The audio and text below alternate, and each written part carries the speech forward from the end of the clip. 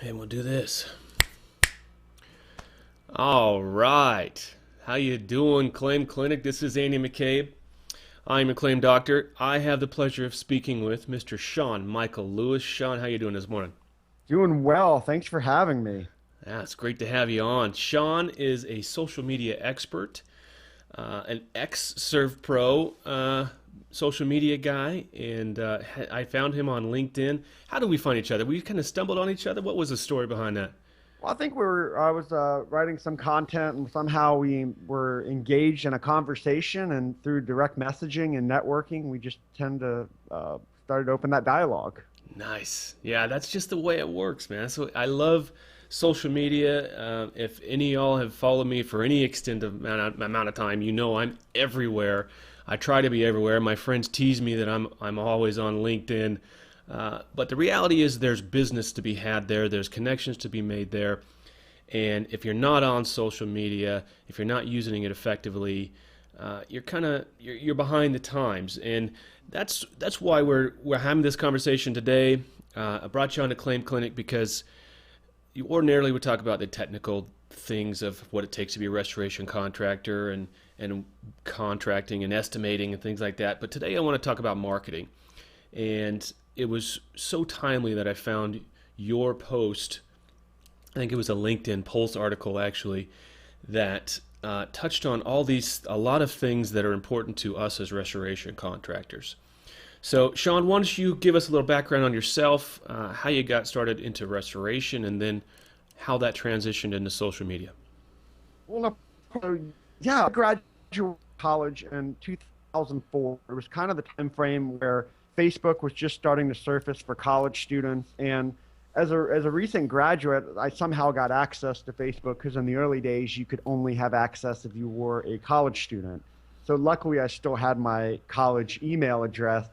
And when I first saw Facebook, I was actually working for a huge technology company that did research in technology and looked at Facebook and said, wow, this is very different than MySpace and all the other things that were going on the internet at that time. Mm-hmm. And I really saw businesses using this platform. So Okay. for the majority of my career, I worked around the technology, marketing, and sales side of the industry for multiple types of company, from music artists to just standard service type companies. And then in 2013, which was really not that long ago, No, I it had the wasn't. opportunity to work for ServPro Corporate out of Gallatin, Tennessee. And going into their industry, huge billion-dollar brand in the restoration industry that has over 1,700 franchises nationwide, they weren't even on Facebook at the time. And I found it very interesting that how can a business so large that is needed daily, how can they not have a presence on the social web? And, Wait a I minute. looked at Wait a minute. At all? They didn't have anything? Facebook, Google nothing. Plus? No, nothing at all. They were doing a little Wow. bit on the pay-per-click side, but as far as Facebook, Instagram, anything, LinkedIn, there was a zero presence on that side of the business. And now their franchises were dabbling with it. They were Sure. trying to figure it out, but it was just a cluster of information. No one had consistency. No one knew exactly how to use this social platform on the internet. So I found it very interesting because, really following some of the greatest minds in social media, I saw a need that needed to be perfected. Mm-hmm. And, there's a right way and there's a wrong way to use social media. And, that was one area that I got very passionate about was teaching business owners in this industry how to be more effective with it and get more results from it from an endpoint. Wow. Okay, so let's talk about results first, then we'll talk about a little bit about the how. What Mhm. did you see as far as transition with ServPro in particular? I think we can draw a lot of parallels between that story and our own stories as our individual, business owners. What did you see between 2013 and now? How does that change uh, their engagement levels? Are they seeing uptick in business? How did that work? Well, it's really the big mentality for a lot of restoration owners is I have a restoration business. I'm great at production. I'm great at running my finances in my office. And then marketing sometimes gets pushed aside. Like, with social media, one of the most common things that I saw were, well, I'm going to get my niece or nephew or, someone that's younger to do it. So Yep. it's really weird because, 90% of consumers trust peer-to-peer recommendation. Primarily, they're going to the internet. Over 75% of internet users use social media. The demographics are just anyone that primarily owns a house, went to college, has money, high level of income is the highest percentage that we're seeing on social media today. So why would we give an 18, 19, 20-year-old kid that responsibility of running that conversation and storytelling for our business on the internet when we're still primarily targeting adults that own homes, own businesses, et cetera? So, I've seen a lot of shifts over the last few years, the rise of video, really in our industry, the restoration industry, and I'm talking about all the big brands. I'm talking about the ServPros, the Service Masters, the Belfor, and then you work your way down to the independents. Nobody is really dominating that story on social media.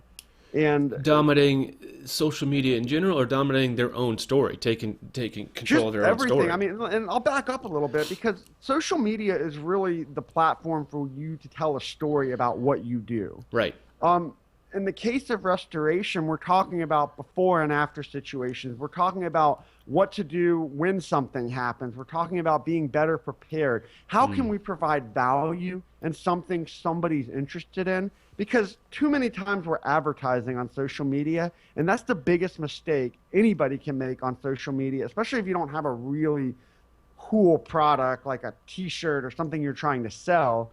But even those companies don't just push the product like call us today, buy this today. So Right. it's more about how can we create an experience so people are aware of what we do, but aren't bombarded or feel like they're being advertised to. I see this all the time. And I'm on LinkedIn. I just told everyone. Obviously, I'm always on LinkedIn. I'm on LinkedIn more than any other social media outlet, just because I have seen more business and more connections come from LinkedIn than any other source. But I see these restoration contractors, and they'll go unnamed today, but they say 24-hour service, and hailstorm in your area, call us today. Who would respond to that? Would you mark that as like your number one and two things not to do ever? I mean, what are some things that people are doing on social media that are just not right? Well, that's exactly it. It's pushing that content out there that's just, we're open 24 hours. It sounds like a cliche billboard or advertisement piece. It's the biggest mistake you can make. The best thing to do on Facebook, Twitter, LinkedIn, any of those platforms is try to create a dialogue. Just the other day, I posted a picture of a hoarding situation and said, what would you do first? And within a few days, we had over 30, 40 comments on that actual page. You've done And that it a wasn't couple my page. times. I like that. You two or three times I've seen those. What would you do first? And one was Yeah, a so commercial space with a drop ceiling, soaking wet, and coming down on desks and things like yeah, that. you have to create that dialogue. Now, you brought up LinkedIn, and this is something that really gets me going because LinkedIn, I was at a huge social media event in Las Vegas last year called PubCon, Okay. one of the biggest SEO, SEM social media conferences in the world. And there was only one class on LinkedIn for the whole week. And I actually went to What? the class. And I walk in the class, and there was a guy named Sean Jackson who is a phenomenal speaker. He runs a show called The Missing Link. It's a podcast that's definitely worth checking out. It's all about LinkedIn. I walk in the class, and he's a very charismatic guy, very outgoing. And he goes, man, I just can't believe I'm here at this event. There's all these people here, and this is like the least attended class. Do people not realize that the average household income on LinkedIn is $109,000 a year? Check this out. 60% of LinkedIn users want industry insight, and 40% of LinkedIn users check daily. So here's a platform where people, agents, adjusters, property managers, business owners are seeking industry insight. Yep. And when you do a status update on LinkedIn, it reaches at least 20% of your network. Oh yeah, they So haven't tweaked the algorithm like Facebook has tweaked it down to what, 2%? 2% of your actual connections see your oh yeah, updates or something like that? it's well below 5% when you post something on your business page. And Facebook, you have to understand, has evolved more to a pay to play model. You have Yep. to be involved in Yep. targeted advertising, which is what I spend a lot of time with my clients. It's the best form of advertising, in my opinion, but you got to advertise the right content. Right. However, LinkedIn is primarily where I've built my business, like you said you have as well. This is a platform, and this is where when I worked in restoration, just to clarify, I worked on the corporate level. I also worked on the franchise level. I had the opportunity to grow a local franchise from about 3.8 million to over $7 million a year in revenue by utilizing the web, utilizing social media, hiring a good business development team, etc. But here's what the core primary principle that I can offer anybody, and this is whether you're doing it face to face in sales, you're doing it on the social media side of the business. You have to be an education company in your industry. Mm-hmm. And primarily what we're talking about today is being an education company in the restoration industry. Yep. You have to teach people and provide them value so they feel like they understand what we do, how to be better prepared, etc. When we can accomplish that, that's when we really start to win in this business and see an increase in sales from our marketing and sales strategy. There's a great book called Utility, Youtility, and it's just about that. It's education. It's turning your FAQ page. It's not a page. Your FAQ should be 100 articles or 200 articles answering specific questions in depth. Another book I just finished reading, The Invisible Selling Machine. Okay. It's about setting up email campaigns, but it's educational email campaigns. You're providing value. You're giving a reason to interact and react and engage, right? It's not advertising. It's not, well, at least traditional advertising in the way we think of it. Yeah.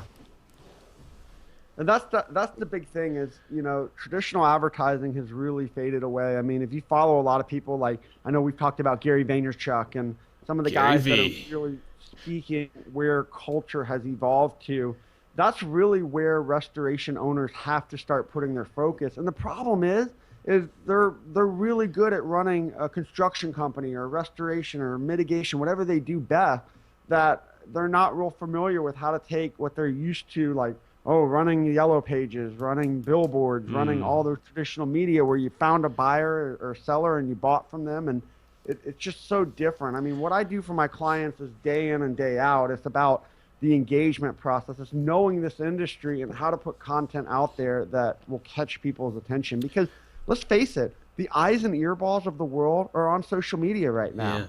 Yeah. And there's so much out there.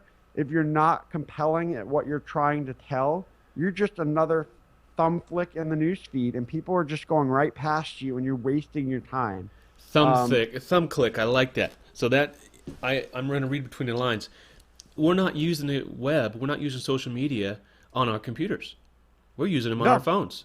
You're absolutely right. I think it is 700 million of the billion plus users on Facebook are on It's all the mobile. mobile device daily. It's all mobile. Keep in Wow. mind, that was a big issue for Facebook when a few years ago when they went public and they started offering stock, they were worried about can they capitalize on the mobile web. And they've done a very good job at doing that because the majority of internet users are on their mobile device now. Yeah, yeah. And now it's only accelerating with the fact that I'm holding something in my hand. This what is a Note 4, which is what a generation late now. We've got a Note 5 out. yeah. It's coming out. That has more computing power than I had in my souped up machine that I built for my freshman year in college. I built my own Dell. I made a Dell, but I jammed it full of RAM and I put all this stuff, and it was the best, fastest machine I could possibly have. It's easily eclipsed by the phone that's in my hand. It's crazy. Yeah. So I want to back up on a point you touched on. Owners trying to make this transition into marketing or trying to make this transition into social media. How does a carpet cleaner turned restoration contractor, how does he wrap his head around all these things? I've got program rules to abide by. I've got employees to hire and fire, unfortunately. And how does a guy make the time for something like that? And what are the options for folks to say, hey, I don't have the time, but I really need to get into this? Absolutely. It's a good question. I get asked that question daily. What I recommend is if you're going to get on social media for your business, you got to start small. So you can't be Okay. everywhere and be dominant at everything. However, wherever you go first, you have to be consistent.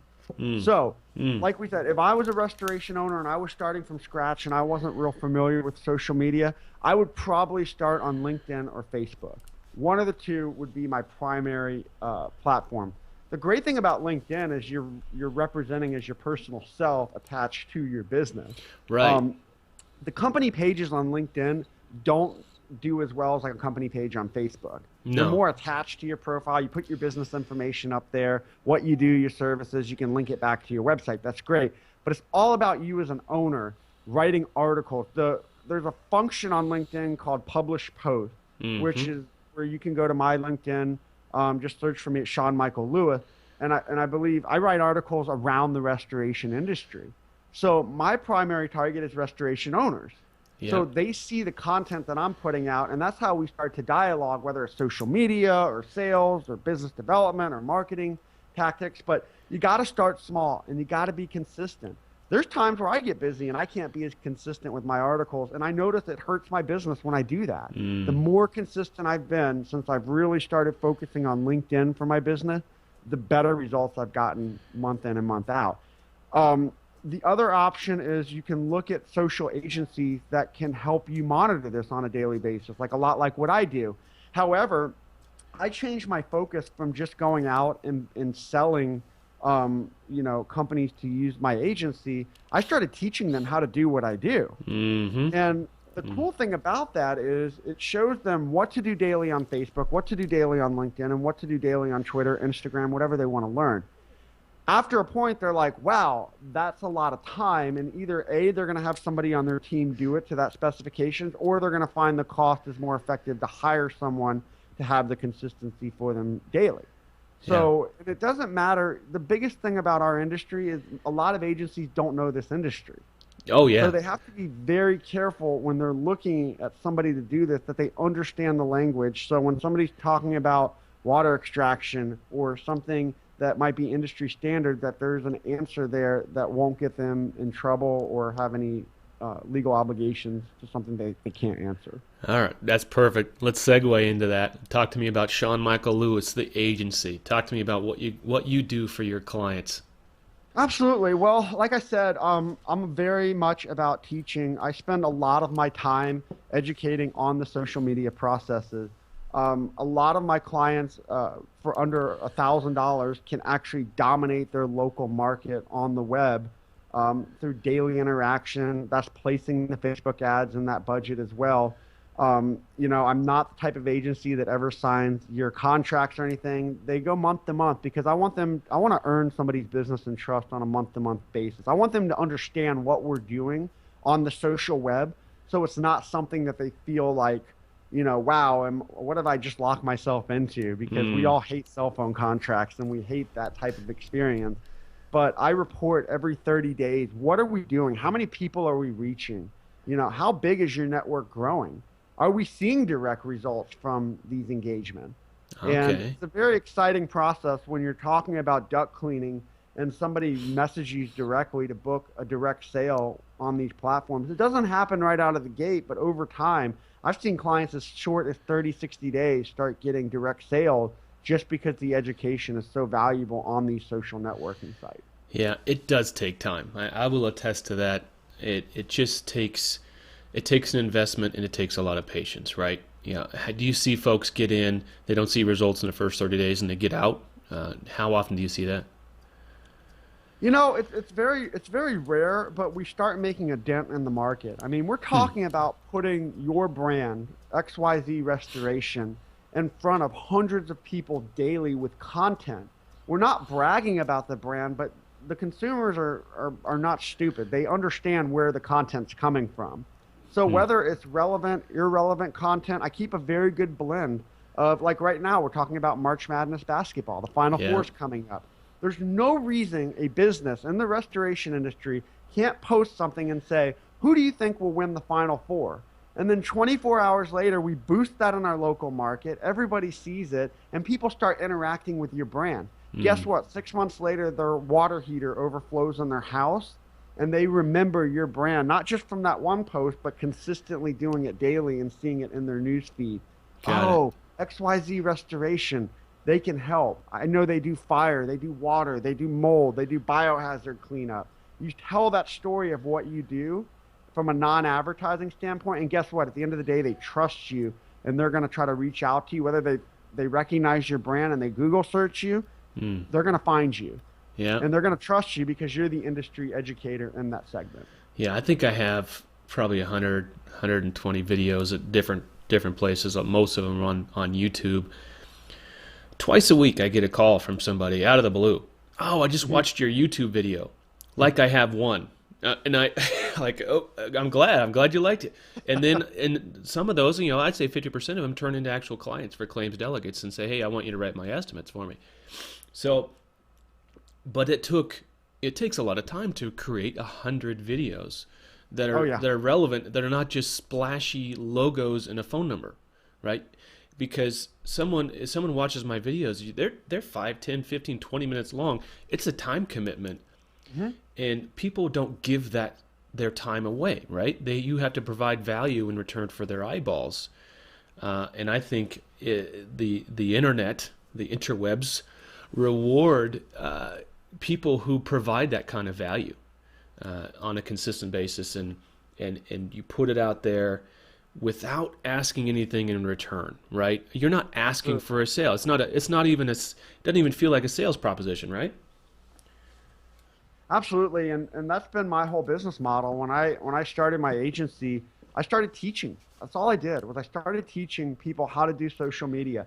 I love it because when people want to, or if they're interested in working with me, they can get an hour-long webinar with me, whether it's one person or a group of 10 people, and I will give them everything that I do. I don't try to hold back, and there's no secrets. I mean, everything on the social web is public. There's no secret how to do it. Now, I might know the industry a better way and have the creative minds that make us successful, Sure. but I have no problem because guess what? If I help a small $250,000 a year business grow to $1 million and they get bigger, guess what? A year down the road, they might come back to me. Mm-hmm. I'm passionate about teaching. I'm passionate about helping people succeed. And it's a marathon. This is not a sprint if you want to make it in business. And this is just in business in general. Yeah. You have to be the long game. You have to think about, okay, it's not just about now. Where am I going to be in 6 months, a year, 2 years? Where's my business going to be? Do I want to be a $50 million agency, a 50 to $100 million business in general? Absolutely. The only way we're going to get there is by providing value, helping people succeed, and it will always come back to you as a business owner. Amen. Amen. Let's talk about that. Let's talk about that webinar. Mhm. Let's give a webinar away. When Absolutely. let's say let's have somebody tweet something. Okay, here, how many people we're going to let in this webinar? Let's just set it right now. What, 10 We can go ahead 10 and open up folks? to at least five right now because I mean it's booked up right now for me Okay. over the next 30, 60 days, but I've got some room where I could at least get five more people on in the next Okay. 30, 60 days. This is where we figure out if people are actually listening. All right. So your Twitter handle is at Sean M. Lewis. Yes, S SEAN. SEAN M as in Mary Lewis LEWIS. So the first 5 people that tweet Claim Clinic Rocks There you to go. Sean M. Lewis at Sean M. Lewis, they will get free access to this webinar. Absolutely. And it's no strings attached. It's completely educational based. They will literally learn how to walk away and manage their top three social media platforms from Facebook, LinkedIn, and Twitter for their business. Perfect. All right. All right, Claim Clinic Nation, you've got your task. I hope those tweets keep coming in. And you can always tweet at the Claim Doctor, but it won't get you into the webinar. All right. What else do you have to say? Why don't you give us some parting shots, some good advice for folks just getting started, not only just in restoration, but just getting started in social media. What is the first couple things people should do? First couple things they should do is one, I call it pick your poison, pick the one, two, or three platform that you want to get started on. Now, once you decide on those platforms, you can't do this for just 1 week or 2 weeks. You have to be consistent day in and day out. You've got to set up a schedule. I recommend using a third-party tool like Hootsuite or something that you can schedule your posts. What's great about these platforms is you can go in on Monday and schedule your whole week with a calendar, and it will automatically post on all these platforms for you. It's a free tool. There are upgrade versions of it if you manage way more than 3 accounts, but for the majority of you that are just running your business, it's a perfect option because it's free. Perfect. There's some other platforms out there as well. You're welcome to tweet me. I can recommend some other ones, but Hootsuite is kind of the industry standard for that. What I recommend is you got to post daily, and don't make it all about your business. Look at keeping that balance, whether it's 70-30, 50-50, 40-60, whatever. Talk about your industry, but don't advertise what you do. The only exception to advertising that I ever recommend is if you're in a catastrophic storm type event and people might need you in the moment on social network. Right. That is the only exception I've ever seen where you can push a number out, call us today, we're open 24 hours, where you can go that more cliche role. But, as far as Facebook, I recommend posting at least twice a day. Twice a day. Man, that sounds like a lot of work. It is a lot of work. But when you schedule it, that's 10 posts a week, Monday through Friday. If you want to do weekends, that's a little extra. But, find good content, find motivational quotes, stuff people will capture their attention. I posted the other day on all of my clients. It was a pretty picture that said "Hello Spring" with flowers in it. And I'm not lying. This is for Restoration Network. It was the highest engagement I had for the month of March. It said "Hello Spring" with flowers. And it was a lot of guys that liked that picture. So I'm calling you out, boys. Nothing surprises me with, try things. One thing I will recommend is stay away from politics. Any type of specific beliefs, you don't want to mingle that with your business. I see a lot of businesses doing that, and it's just not, it's great that you have that freedom of speech and you can do it on your personal pages and things like that. But, your business, if you're trying to grow your business for revenue, you can't offend anybody. You don't want to create that bad perception. Well, you don't want to divide your audience. You never want to divide your audience. You're just taking your potential client list and hacking it in half every time you do something like that. Absolutely. So be very careful with politics and so forth. Another thing we didn't talk about much, but one of the biggest benefits, primarily with Twitter, is use these platforms as an opportunity to listen what's going on out in the market. Twitter, great point. I'm glad you brought that up. Keep going. Twitter a few years ago, or several years ago, introduced a search engine mechanism on the back of their platform. You can actually visit it at search.twitter.com. Oh. What's exciting about this is there's an advanced search option. And what's really cool about this is you can go there and you can type in your local city, and then you can type in the name of your company sucks. And you can go out there and actually see people that are bad-mouthing your company and find ways to engage with them. Check this out. If you work for a company and maybe you don't have a lot of negative publicity, you can go out and look at people complaining at other companies and start to engage in a healthy conversation saying, I'm sorry that happened to you. Is there anything we can do to help you? Because 7 out of 10 complaints on Twitter go unanswered. Think about that. That's not just for restoration. I think restoration might be higher than that. Yeah. But 7 out of 10 complaints about company, service, product go unanswered on Twitter. That's because we're not listening. We're not listening. So I can tell you some examples of companies that do an amazing job at this. Southwest Airlines, phenomenal job at this. If you have a bad experience on Southwest Airlines and you tweet them, they will typically answer you before your plane lands. Wow. So, these are things as companies that you can do in your local market. Even if your company's not big enough to have negative brand impact, you can go out and listen to some of the big brands and find ways to create conversations, not to ever badmouth anybody. Right. And not to say, oh, yeah, they're horrible, but to offer that education, that value. Oh, what happened? What is there anything we can do to help you make this right? Maybe Okay. maybe they're done with the mitigation into the reconstruction. Maybe you guys can jump in and help there. I don't know, but find ways to engage in Oh, that conversation. that's a gigantic opportunity. I bet there's a huge market opportunity right there just coming in. There's a natural transition, right, between mitigation and repairs. There's that pause. That's a great place to catch folks. Yeah, that's a great Absolutely. point. I like that. That's good stuff. Yeah, and the Twitter hashtag F United Airlines, it's real. Yeah. Yeah, and it's not a compliment. Yeah. Well, Sean, how do folks find you? Where are you at on the web? Let us get a hold of you easier here. Yeah, absolutely. I'm very accessible. I put my email address. My website is seanmichaellewis.com. They can email me at sean@seanmichaellewis.com. Very easy to find me. I'm on LinkedIn actively. People are welcome to search for me at Sean, and I'll give you my LinkedIn handle real quick. It's just let me double check to make sure because I never hand that out. If you go to LinkedIn, it's just linkedin.com/. Sean M. Lewis, like my Twitter handler as Got it. well. Got it. Perfect. And we'll put these links down below. And you have a podcast. Yes.